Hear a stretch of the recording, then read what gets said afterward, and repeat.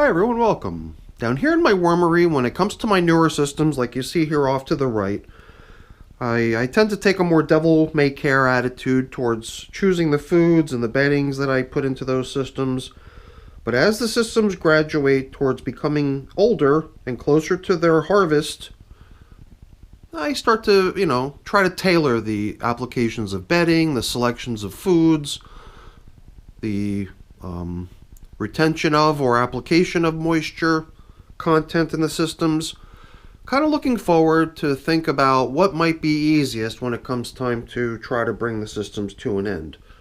And in most cases, I'm looking to get to the point where I've allowed the systems to be depleted of all the remaining bits of bedding and leftover food, where it's almost all vermicompost anymore, kind of creating the sense in the worms that there's got to be something better, and then setting them up with something better, like the horizontal migration feeding zone over here. To get to that point, I like to do foraging, which is this system right here, doing that, which just means getting routine feedings but no bedding, and then everything else gets bedding. But as you can imagine, systems that are still getting bedding probably get a selection of bedding that's geared up to be gone pretty quickly, and that's exactly what we've been doing in these systems now for a couple check-ins, giving them some of my real premium bedding and also giving them food choices that we know is going to pretty much vanish quickly. So today we're going to be keeping to that theme, attempting to keep them in the normal composting with some sort of bedding application, a type that we know is going to go quick, and I've also got a treat, some new worm chow. Let's get these systems up on the bench and we're going to get them fed. Over the summertime, I amassed a large collection of different types of seeds, from cantaloupe melons, from peppers, from even some pumpkin towards the end of the summer, more like towards into the autumn after Halloween season had ended. So my worm chow consisted largely of ground up seeds. Perhaps I would even bring in some of my bird seed from outside, and perhaps some other things, but mainly that, I would say. But this batch here that I prepared yesterday is made up of an ingredient that's been making a lot of appearances lately on my worm bin feedings, some almond flour, and this also contains two other ingredients. There's some cornmeal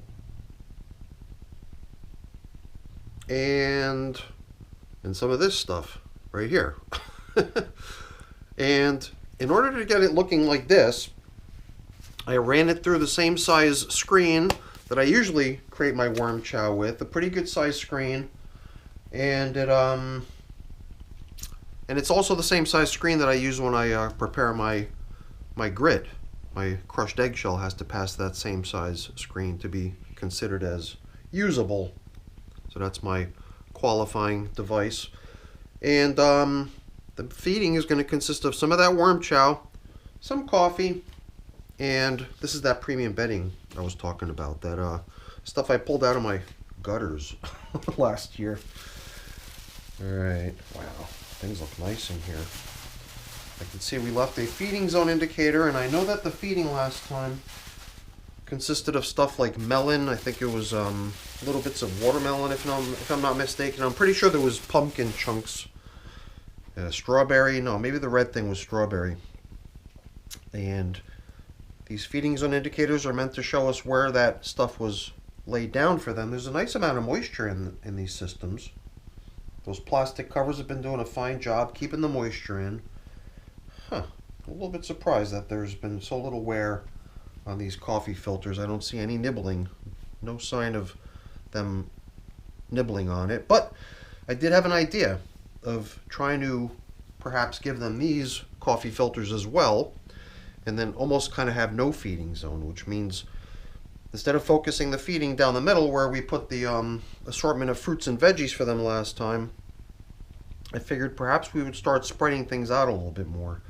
And I thought that we would lay down coffee filters. It seemed like we would have enough to have 3 in each system, and then start putting in the coffee, the bedding, the other bedding, the nice leaf mold stuff, and tiny worm there, as well as the worm chow. So before we do all that, I think we'll just give the systems a quick inspection, a little aeration, stir stuff around, and then we can proceed to giving them some of this stuff.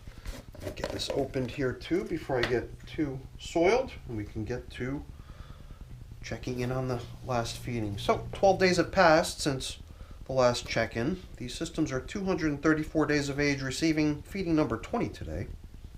After those 12 days, if we're going to find leftovers of the stuff we gave them, it's probably going to be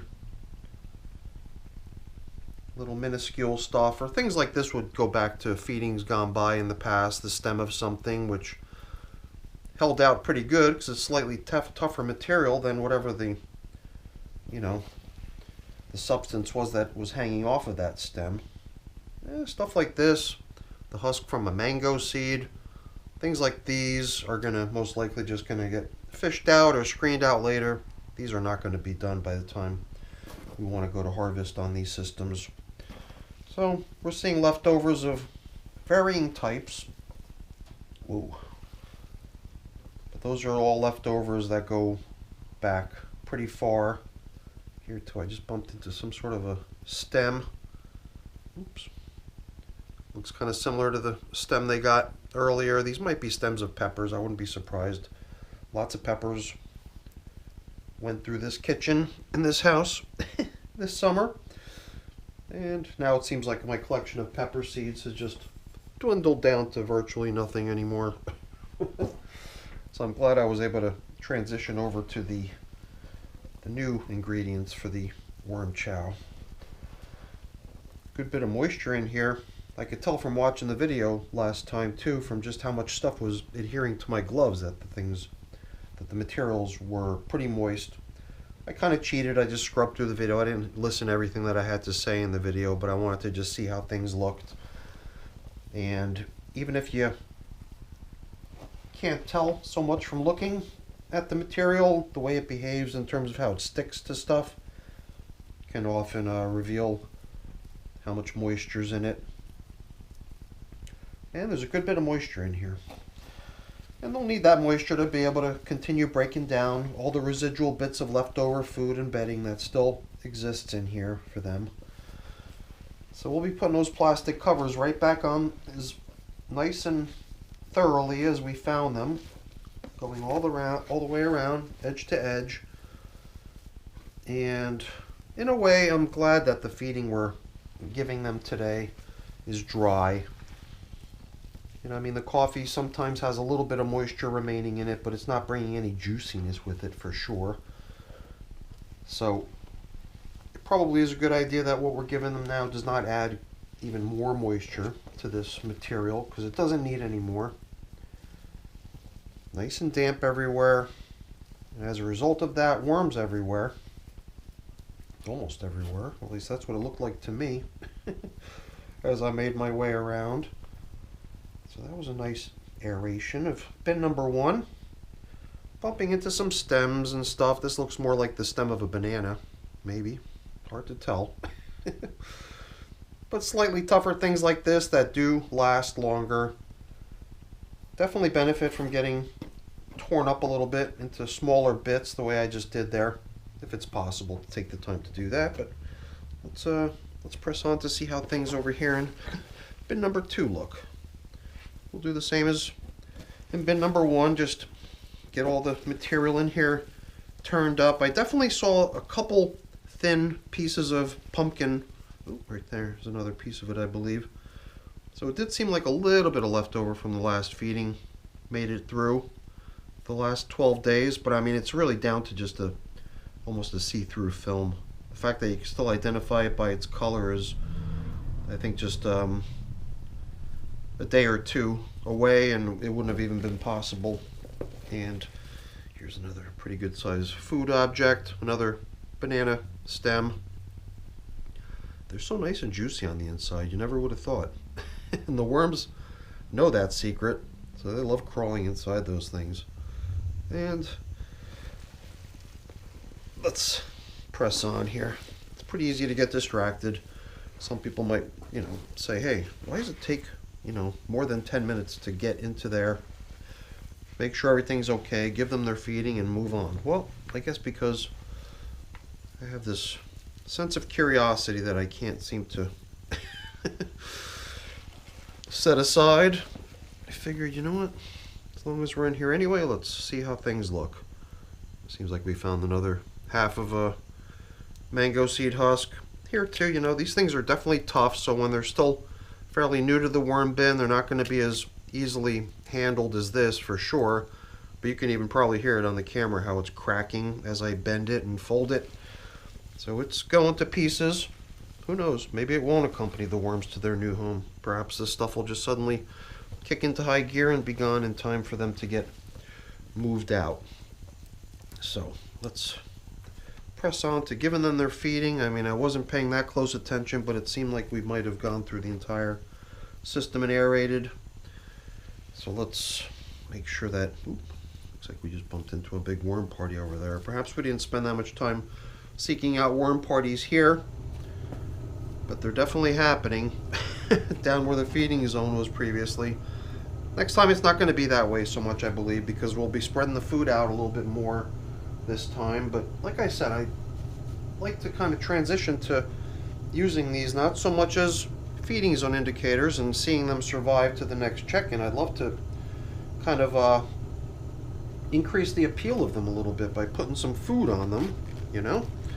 So why don't we do that? Let's throw some coffee down and start spreading these things out. So at this point, do we just have a whole bunch of feeding zone indicators, or have we abandoned feeding zone indicator practice here? I would like to think that we've just kind of kicked it into overdrive and transformed it to suit our needs. So let's get this coffee that we bought down here for them spread out a little bit as we spread out the bedding slash feeding zone indicators for them. And you know, I almost overlooked it. I had second thoughts about the whole moisture and dryness thing. I figured these feeding zone indicators or coffee filters, whatever you want to think of them as, they're pretty dry, and why not just give them one little tiny advantage of having their own moisture content sprayed on. Let's do that for them at least. So I'm looking forward to seeing how this stuff is received. Oh boy.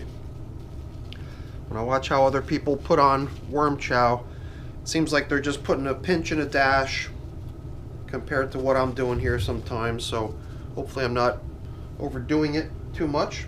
And now to make this even more interesting is what I'm going to be considering here today as yet another application of bedding. It is leaves after all, basically. Leaves that were in my gutters, on my garage. And when I finally got around to doing some cleanup out there, this stuff seemed so nice.